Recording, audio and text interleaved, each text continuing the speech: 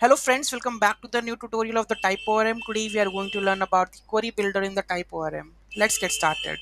The query builder in the TypeORM is a powerful tool that allows developers to construct SQL queries programmatically. It provides a flexible, readable way to build complex queries for fetching, inserting, updating, and deleting data while allowing you to take advantage of the TypeScript type safety. The query builder is especially useful for advanced scenarios where traditional repositories methods like find and the save might be limiting.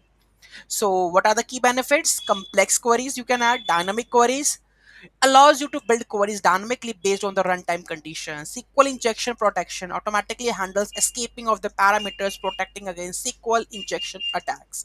Type safety provides TypeScript support, making queries safer and more reliable.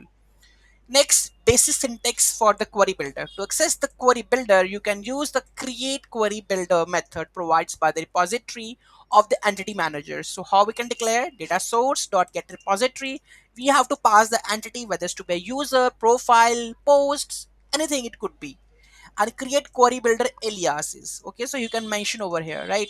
So in the next coming videos we are going to learn about the what are the basic syntax like inserting the data using the query builder, updating, deleting, and some complex queries we are going to make like joins and everything.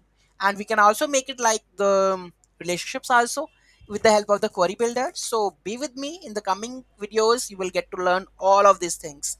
And one more thing, that is transactional queries. Okay, that is also very important. Okay, so be with me. Thank you so much for watching this video. Have a great day.